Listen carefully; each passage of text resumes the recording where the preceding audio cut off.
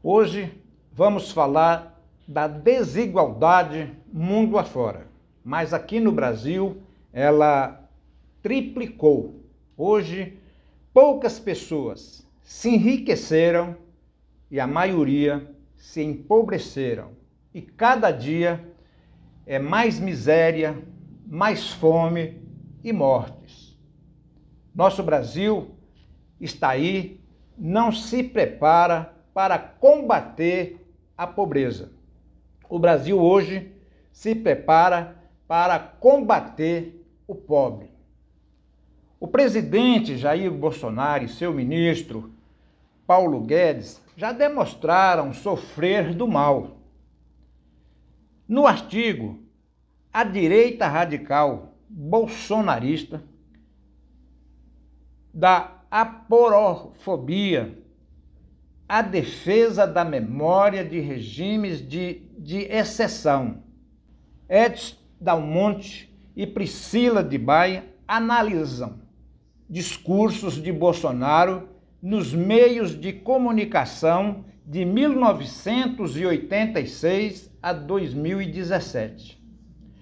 As faixas xenofóbicas e aporofóbicas são constantes, enquanto europeus e estadunidenses vindos da região mais abastada são bem-vindos porque vieram suprir mãos de obras especializadas. Pessoas de países pobres ou refugiados são preteridos por este governo.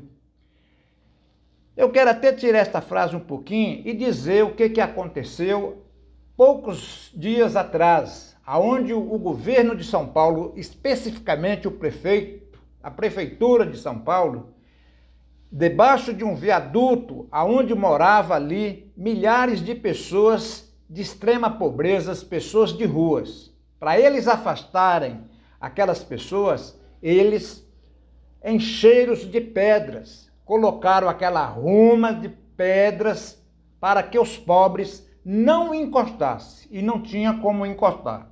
Aquilo no puro ódio das pessoas pobres, para afastar o pobre dos grandes centros, é o que eles têm fazido, os governos neoliberais. E os governos de direita, extrema de direita, igual Jair Bolsonaro, aí é pior ainda. Em Senegal, haitianos, irairanos, bolivianos e tudo que é a escória do mundo, né? Isso, palavra de Bolsonaro. E agora estão chegando também os sírios aqui. A escória do mundo está chegando aqui no nosso Brasil, como se a gente não tivesse problemas mais para resolver. Esse é um problema que podemos ter, disse o presidente em matéria publicada pelo jornal Opção de 2015. Se o problema fosse a pobreza, estaríamos enganjados com a sua superação, mas na verdade estamos enganjados na eliminação do pobre.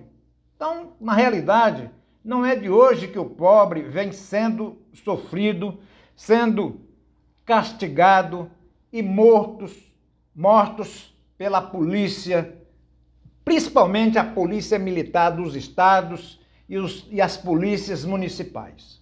Hoje, você não vê caso de polícia bater ou matar alguém no Morumbi, alguém em Angra dos Reis, aqui no Lago Sul, Lago Norte, no Plano Piloto. As polícias matam nas periferias, nos morros, nas favelas, aonde não suporta ver o negro, o jovem pobre que não tem a mínima oportunidade, esses simplesmente fuzilados pela polícia. E os governantes, a justiça faz de conta que não viu e não vê nada. No dia que matar um filho de um ministro, o filho de um governante, ele vai começar a se doer e achar que a polícia não presta. Mas enquanto está matando filhos de pobres, negros de periferias, eles estão calados e achando que é necessário. Então, a eliminação do pobre é na base do fuzil e do porrete. O Haiti também provoca ogizas no homem que esqueceu a própria origem humilde. Como escreve Edson e Priscila, o país é citado como um lugar sujo, miserável, com mulheres se oferecendo para a prostituição ou para serem empregadas domésticas no Canadá. Isto é palavra de Jair Bolsonaro, gente. É o presidente dos homofóbicos, dos satânicos, né? Quando uma menina, isso palavras de Jair Bolsonaro, quando uma menina começa a se aparecer na sala de aula, depois de uma certa idade, ela vai ser empregada doméstica no Canadá, que fala a língua dela. Isto é o Haiti. Hoje em dia, não tem nada lá. Carvão lá, o galho de carvão lá é uma grossura de um dedinho, mindinho, né? Ainda fala um dedinho, mindinho. Lá, por exemplo, não tem rio, é lado, tá ok? Você já entendeu de quem foi que falou isso. Eu vi mulheres lá se oferecendo lá o sexo sem higiene nenhuma. Jair Bolsonaro, New York Times, de 2016. Então, perto da fala do chefe, o discurso proferido pelo ministro Paulo Guedes há um ano, durante um seminário em Brasília, até parecia inocente. Vocês deveriam lembrar, mas vale trazer aqui o puro extrato da aporofobia explicitada pelo herói da Faria Lima. Ele botou Faria, mas deve ser família.